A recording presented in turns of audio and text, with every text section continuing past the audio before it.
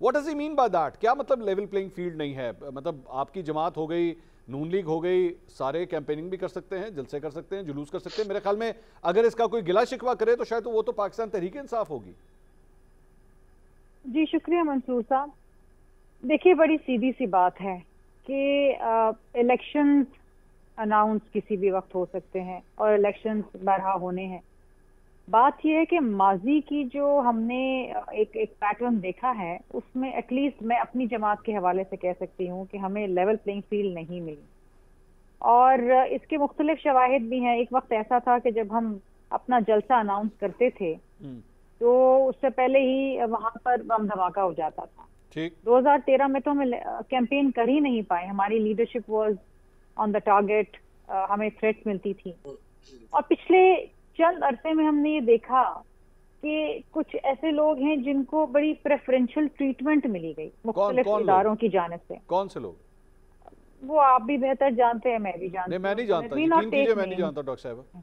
आप मुझसे बेहतर जानते हैं। कुछ लोग लाडले रहे हैं। अच्छा, ये किस कुछ लोग ऐसे थे, देखिए फरियाल तालपुर को तो अस्पताल से घसीट के जेल ले जाया गया। अच्छा। लेकिन चंद लोग ऐसे भी हैं जिनको माजरत के साथ प्री अरेस्ट बेल भी मिल गई, जिनको ये भी कहा गया कि आइंदा उनको अरेस्ट भी नहीं करना। अच्छा, ये चीजें हैं जो एक अनफॉर्चुनेटली एक बड़ा बुरा तासुर देती हैं। देखें, कानून सबके लिए बराबर होना चाहिए। नहीं, ये तो मैं डॉक्टर साहब मुझे एक मिनट सबके लिए कंड्यूसिव होना चाहिए। ये तो आप माजी की बात, ये खान साहब के दौर की बातें कर रही हैं आप, खान साहब के दौर की बात कर रही हैं आप। जी, मैं उनके भी दौर की बात कर रही हूँ। बात ये है कि जब आप ये कहते हैं कि मुल्क में फ्री और फेयर इलेक्शंस हो तो उसका प्री रिक्विजिट क्या है? Everybody should be getting fair treatment and equal treatment.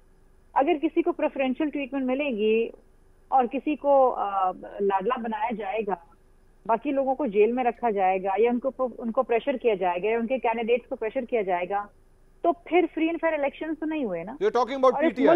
और इस मुल्क में जब तक सियासी और माशी इस्तेहकाम नहीं आएगा, जब तक एक कॉन्स्टिट्यूशनली इलेक्टेड गवर्नमेंट नहीं आएगी, and a prerequisite to a constitutionally elected government is a free and fair election. तो फ्री एंड फेयर इलेक्शन तो उसी वक्त हो सकते हैं जब एक आजाद माहौल के अंदर सब अपनी कैंपेन कर सकें, लोग आजाद हों अपने वोट का इजहार करने के लिए, कैंडिडेट्स कैंपेन कर सकें, बातें सुन सकें, बातें सह सकें।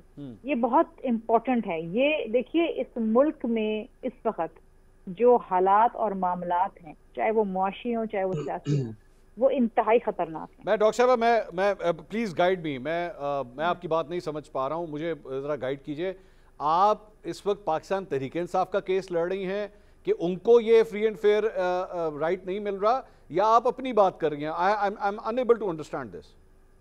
मैं उस मुल्क में हर उस जमात का, हर उस इंसान का केस लड़ रही हूँ जो इस मुल्क में चाहता है कि जमहूरियत फाल हो, जो चाहता है कि इस मुल्क में शफाफ और मुनसिफाना इलेक्शन हो। मैं हर उस शख्स की बात कर रही हूँ जो चाहता है कि मुल्क के अंदर सियासी और माशी इस्तेहकाम। आप मैं किसी का मुकदमा नहीं लड़ रही। आपने कहा जी इस मुल्क की आवाम का मुकदमा लड़ रही। आपने कहा कि इस वक्त जो है वो सिस्टम का लाडला कौन है? सिस्टम का लाडला इस वक्त और हालात तो किसी एक शख्स का इशारा कर रहे हैं। मुझे गाइड कीजिए, यकीन कीजिए मुझे बिल्कुल। अब उसका नाम भी लेंगे बड़ा ही तो शायद नाम भी लेंगे तो रुस्वा हो जाएंगे, तो नाम ना ही लें तो बेहतर है। ले लेकिन तारिर साहब कह रहे हैं, आप क्यों चाहते हैं कि मैं रुस्वा हूँ? नहीं, लेकिन नहीं क्लियर नहीं है ना, because your chairman has said such a thing. Doctor साहब, your chairman has said something, clear कर देना ताकि मेरा भी on a very serious note.